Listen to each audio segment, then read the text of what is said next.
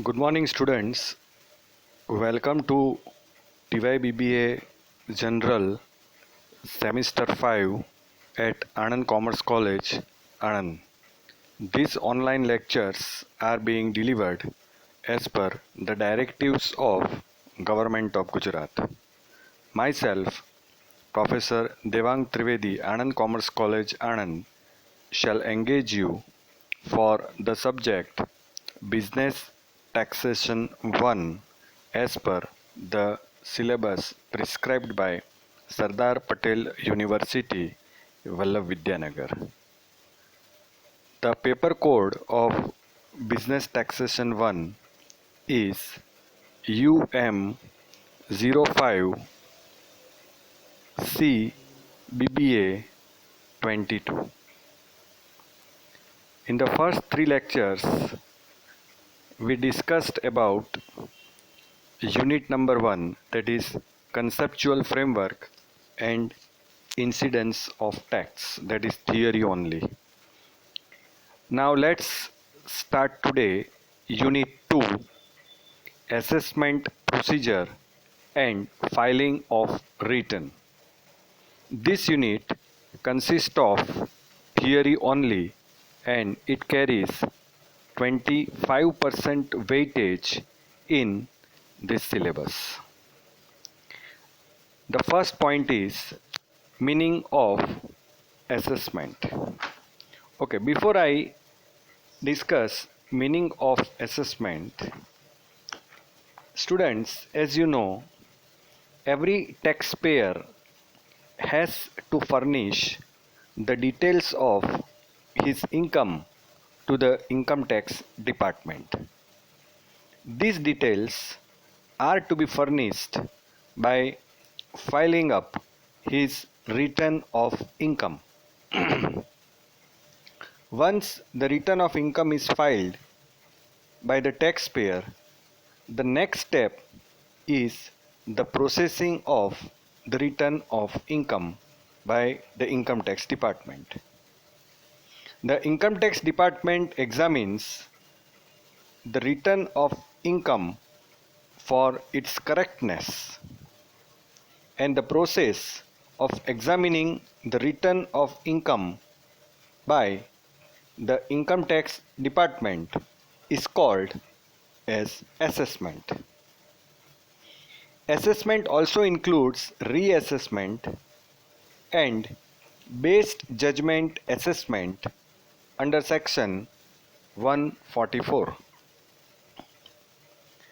Section 2 subsection 8 of the Income Tax Act defines assessment as assessment includes reassessment. So, you see, the definition of assessment is not there despite clear provision. Courts have at some point of time while delivering judgment have tried to give meaning of the word assessment. Under section 143 subsection 1, assessment is the summary assessment without calling the assessee. Under section 143 subsection 3, it is the scrutiny assessment. Under section 144, assessment is the based judgment assessment. Under section 147, assessment means income escaping assessment. So, see, 143.1, assessment is the preliminary assessment. It is referred to as summary assessment without calling the assessee, that is the taxpayer. So here assessment is like preliminary checking of the return of income, and at this stage no detailed scrutiny of the return of income is carried out. At this stage the total income or loss is computed after making certain adjustment like arithmetical error in the return, an incorrect claim. So if such incorrect claim is apparent from any information in the return, then disallowance of loss claimed, that is if return of the previous year for which setup of loss is claimed was furnished beyond the date, that is due date specified under section 139 subsection 1, or say disallowance of expenditure, disallowance of certain deductions, or addition of income appearing in the form 26AS or 16A or from 16, which has not been included in computing the total income in the return. So this is what the assessment. So in nutshell we can say it is the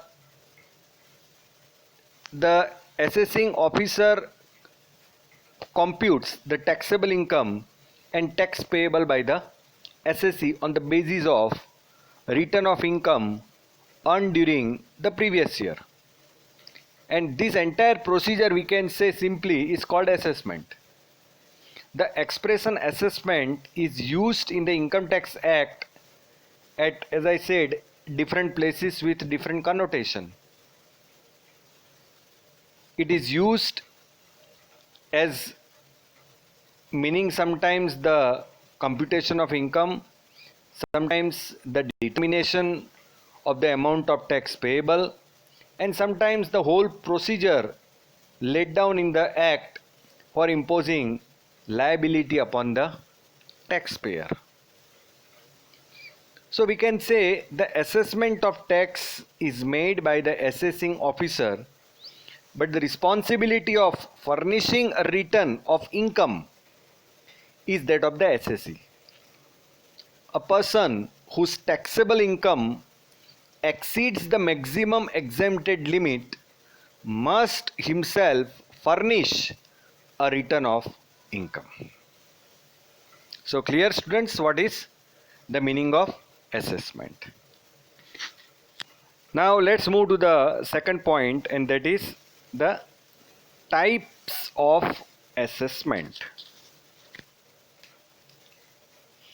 The assessments are basically three types. A, self-assessment, which means payment of the amount of tax by the assessee himself before filing the return under section 140A. Second is regular assessment, where the summary assessment without calling the assessee, assessment after hearing the assessee, and the third, based judgment assessment. Now what is self-assessment? Section 140A, an assessee as per that section is required to pay the tax before filing the return, and the return should be accompanied by proof of payment of such tax. The assessee will have to compute his tax liability after taking into account TDS and advance tax. He will have to pay interest at 1% per month on the amount of arrears of income. It is simply paying tax and filing of return by the assessee. The IT department only gives an acknowledgement or say intimation under section 143 subsection 1. The SSE can file ITR as self-assessment under the different sections of 139, that is return with due date, belated return, return of loss, etc., or in response to notice under section 142 subsection 1 or 148 or 153A. A maximum penalty imposed for failure to pay even a part of self-assessment tax including interest is equal to the amount of tax and interest in arrears. Say for the purpose of making assessment, the income tax officer may serve on any person a notice under section 142(1) or 148 or 153A for certain purposes like for submission of return if not submitted earlier and production of accounts, documents, etc. Then for any inquiry by giving opportunity to SSE. Then for directing SSE to get books of accounts audited. And for getting estimate by valuation officer. So this is a self-assessment, first type. Then the second is regular assessment. Assessment under section 143 is called a regular assessment. Now here there are two types of regular assessment. One is summary assessment without calling the SSE under section 143(1).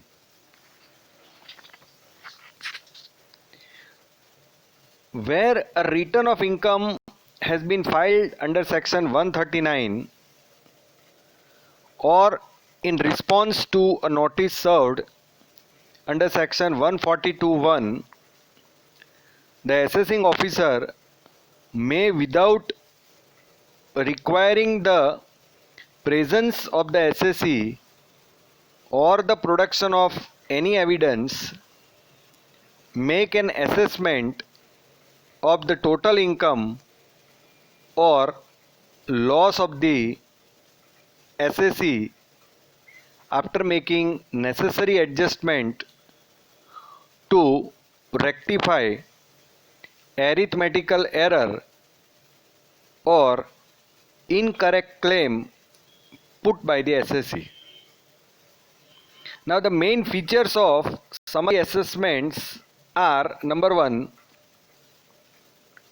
the assessment is completed on the basis of return submitted by the SSE, subject to the assessments in respect of arithmetical error and apparently incorrect claims.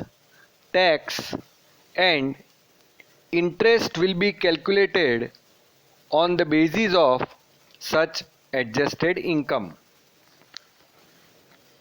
Second, an intimation will be sent to the SSE when tax or interest is payable by him. Third, an intimation will be sent to the SSE when tax is refundable to him. And number four, no intimation is required to be sent after the expiry of 1 year from the end of the financial year in which the return is made.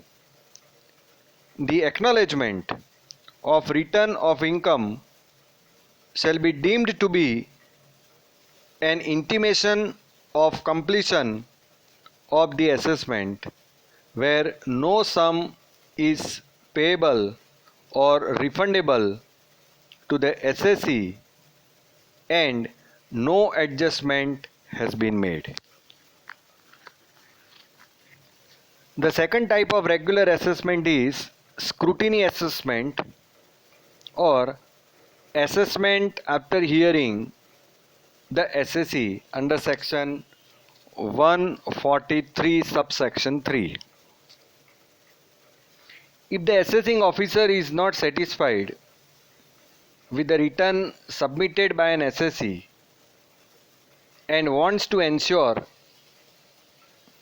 the assessee has not understated income or has not computed excessive loss or has not underpaid taxes, he may issue notice under section 143 subsection 2 to the assessee within 6 months of expiry of financial year in which the return was furnished, requiring him to attend the office or to produce any evidence on which the assessee may rely in support of the return. Then after hearing the assessee and after taking into account all relevant material, the assessing officer will make an assessment of the total income or loss of the assessee. He will thus determine the sum payable by him or refundable to him on the basis of such assessment. The assessee has a right of appeal against such an assessment. So this is a regular assessment, and as I said that there are two different types of regular assessment. Now the third type of assessment is based judgment assessment under section 144. This assessment, that is the based judgment assessment,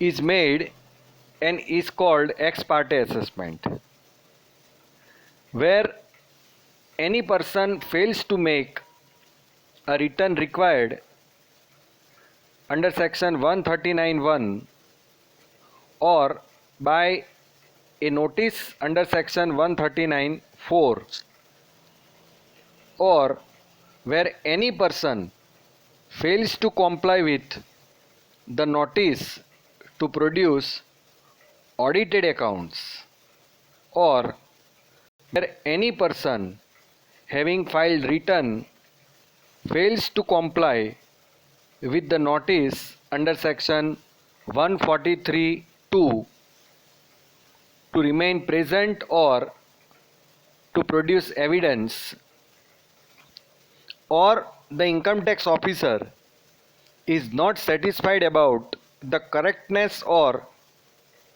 completeness of the accounts, or no accounting method has been regularly followed by the assessee under section 145 subsection 3, then an assessing officer can call based judgment assessment. Here then the income tax officer will, after taking into account all relevant materials, make the assessment of the total income or loss to the based of his judgment, and he will accordingly determine the sum payable by the assessee or refundable to the assessee on the basis of such assessment. But the assessee has a right to make a request to the ITO to cancel such assessment. But he has to make the application within 1 month from the date of service of a notice of demand. He can do so only on the ground that he has prevented he was prevented by sufficient cause from making the return, or that he did not receive the notice, or that he had not a reasonable opportunity to comply with the notice, or that he was prevented by sufficient cause from complying with the notice. Now, if the ITO is satisfied with such ground, he may cancel the assessment and may proceed to make fresh assessment. The assessee has a right of appeal to the Deputy Commissioner appeal against the assessment made under this section, or against the refund by the ITO to reopen the assessment. So students, these are the third type of assessment, that is the base judgment assessment. And the last but not least is income expecting assessment, that is the fourth type under section 147. Here the income tax office has reasons to believe that any income which was taxable for any assessment year and was not assessed, he may subject to the provisions of section 148 and 153 assess or reassess such income escaped from earlier assessment and recompute loss, depreciation or any other expense relating to that assessment year. Now, no notice under section 148 shall be issued for the relevant assessment year if 4 years have elapsed from the end of the relevant assessment year, unless the case falls under clause B as stated below. That is, B, if 4 years but not more than 6 years have elapsed from the end of the assessment year, unless the income chargeable to tax which has escaped assessment amount to or is likely to amount rupees 1 lakh or more for that assessment year. So students, you have to remember these 4 types of assessment. Now the third point is tax deducted at source. Now, as you know that in this world only 2 things are certain. One is the tax and the second is death. So tax is a reality and no one can escape from the payment of the tax, and therefore the government has prescribed certain tax deduction at source. It is obligatory for certain person to deduct tax at source while making the payments. It is popularly known as TDS. The amount of deducted so must be credited to the account of the central government.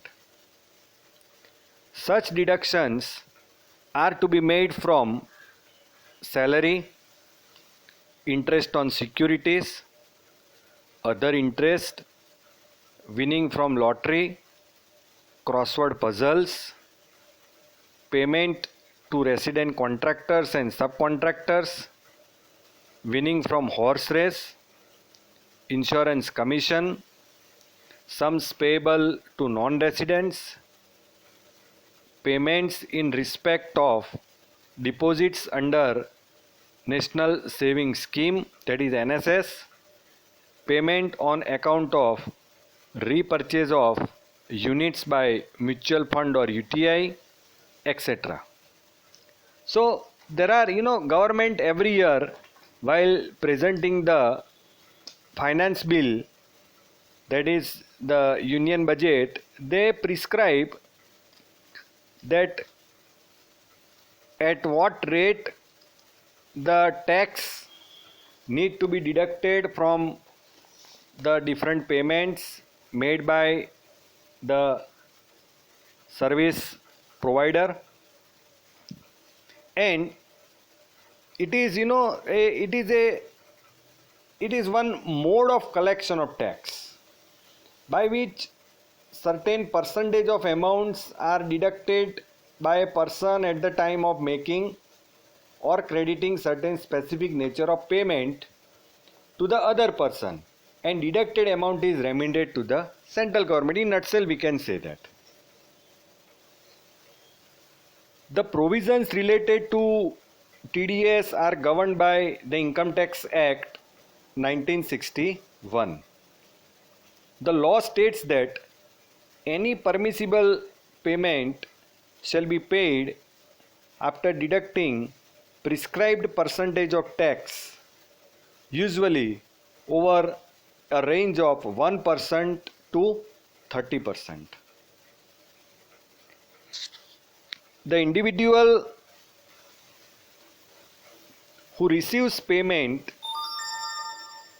net of TDS, also known as the SSE, is required to file a return stating the TDS deducted and paid to government during the relevant period.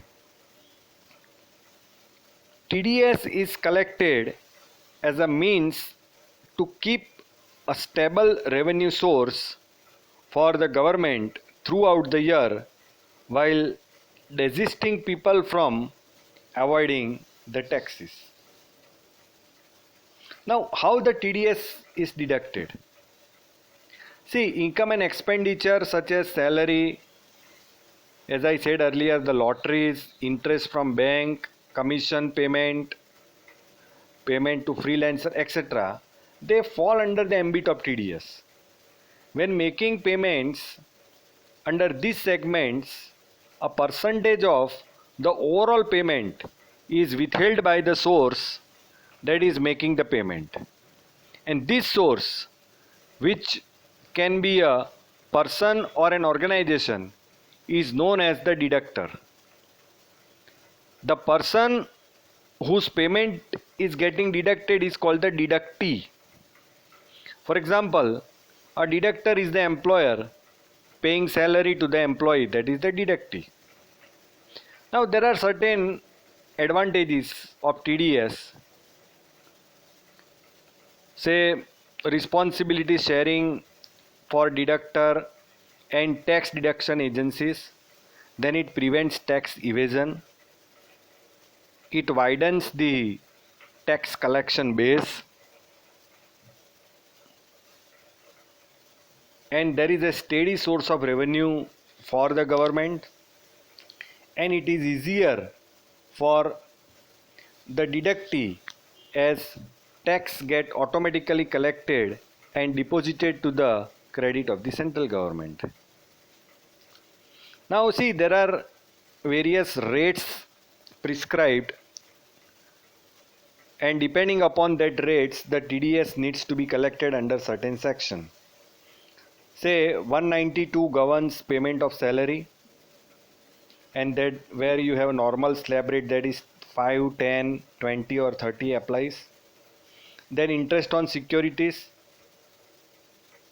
then there is a 10% if you have the PAN number. If you don't have the PAN number, then it is a 20%.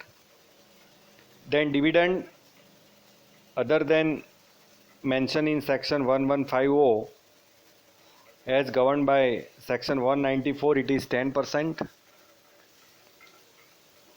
Then interest on securities, 10%. Payment to contractors, subcontractors, by HUF and individual 1% and by others 2%. Insurance commission, again 10%. Then rent on plant and machinery 2%, but land on building, furniture, fitting, it is 10%.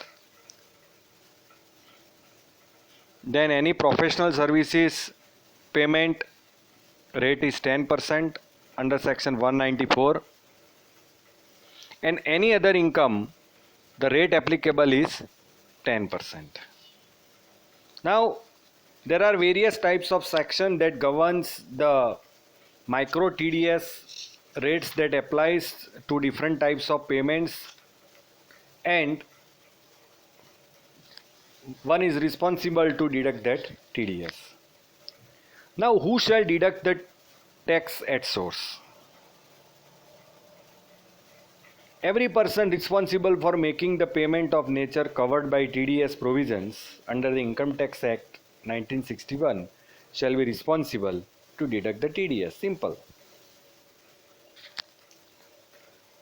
Now when the TDS is not collected or deducted, now there is an exemption. Say central and state financial corporation, banking companies, then interest paid under direct taxes refund by the income tax department, then UTI, LIC and other insurance or cooperative society, then interest earned from recurring deposits or saving account in cooperative society, interest on KVP, NSC and certain postal accounts, there the TDS is not collected.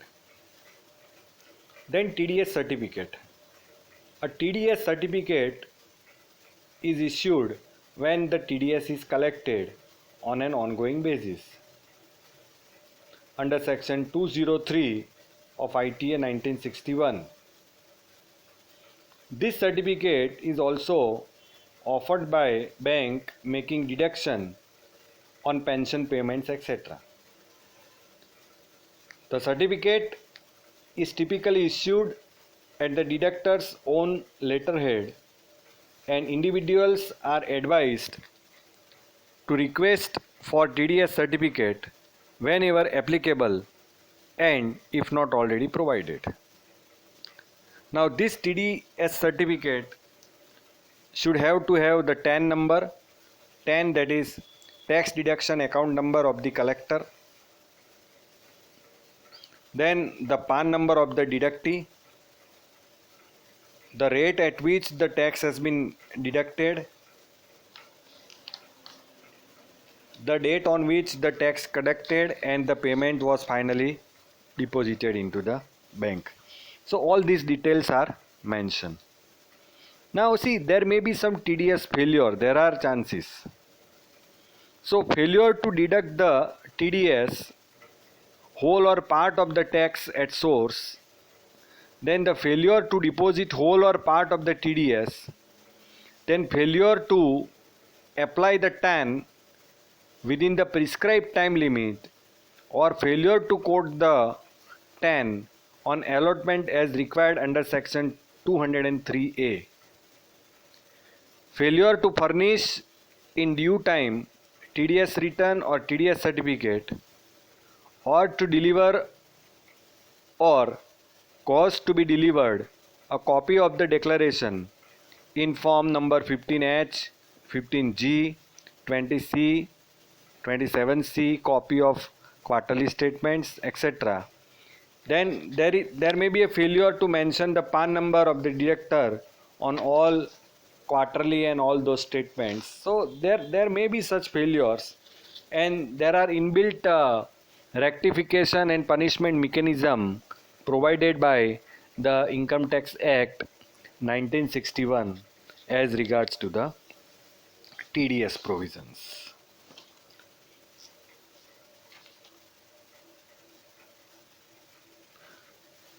Now the next point is advance payment of tax.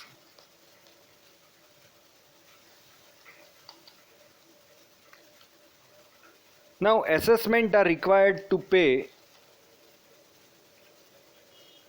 tax in advance by the SSC before the close of the financial year in installment, and the provisions relating to advance payment are contained in section 208 and section 219.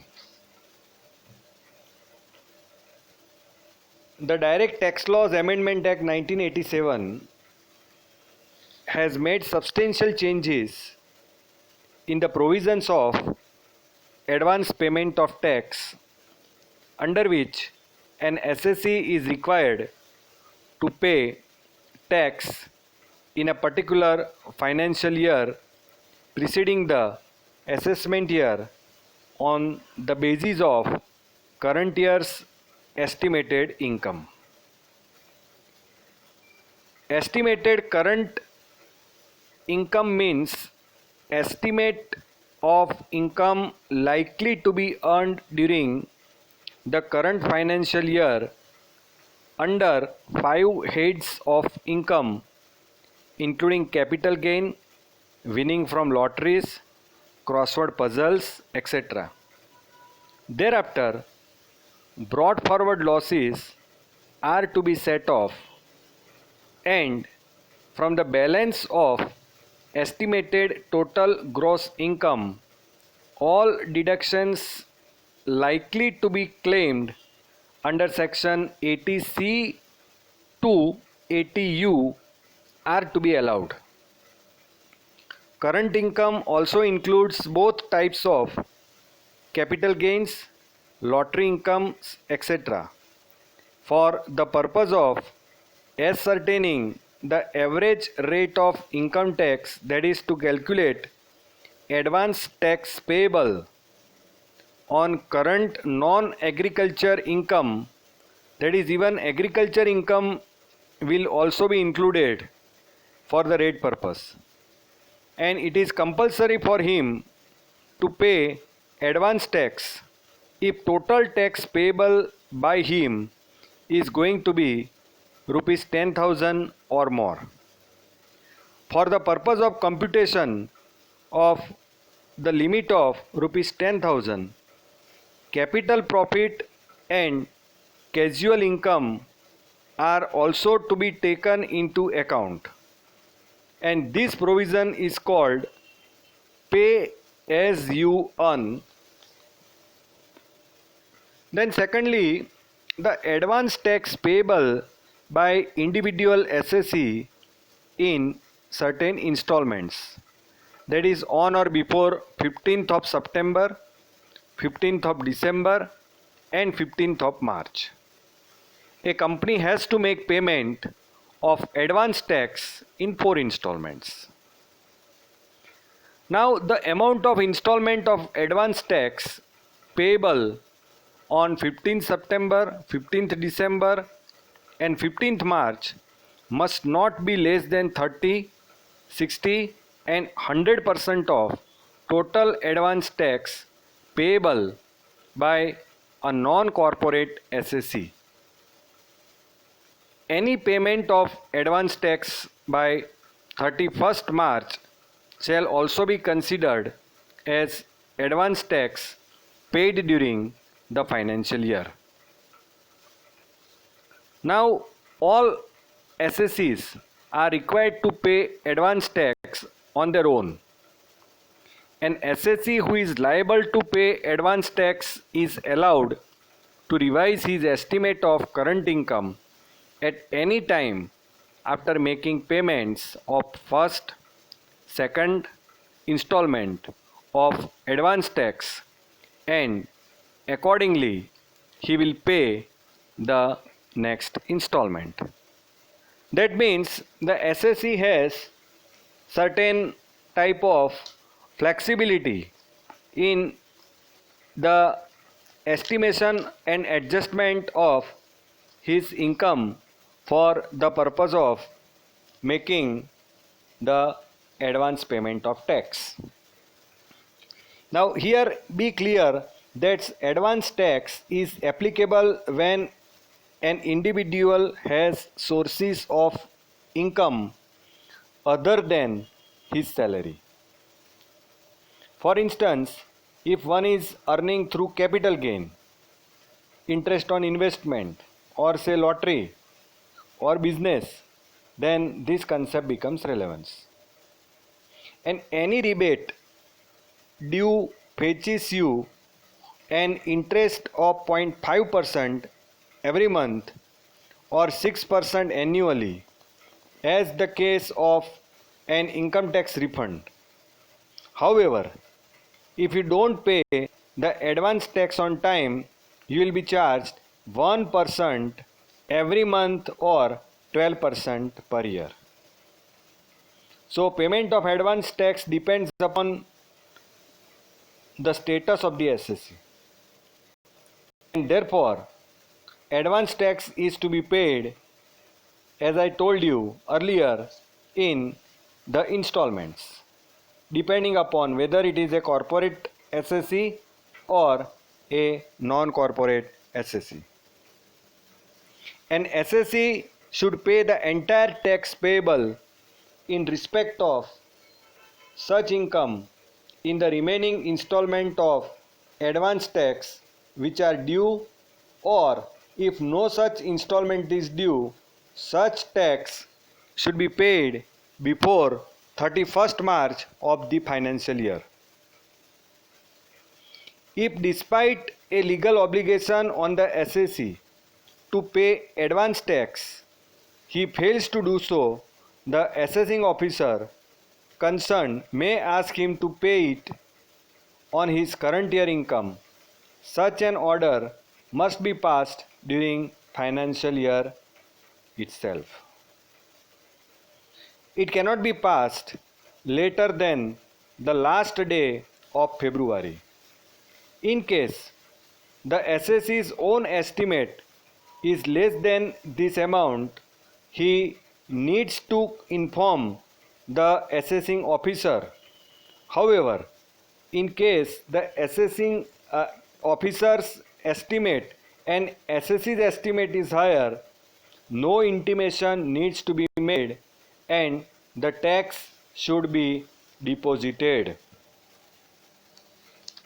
Otherwise, there are certain, as I told you earlier, the interest on late payment of advance tax under section 234C and 234B. So, if the payment is made late, then such penalty interest will be charged. Now, under section 246A, there are appeals also available to the SSE.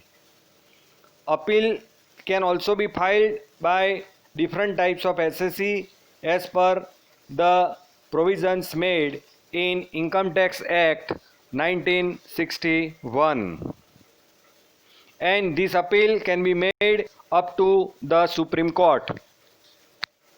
So students, today we have discussed the meaning of assessment, types of assessment. There are 4 types of assessment, as I told you. Then the tax deducted at source, popularly known as TDS.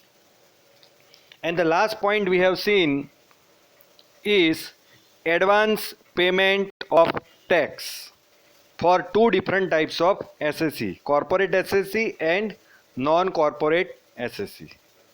So we stop here.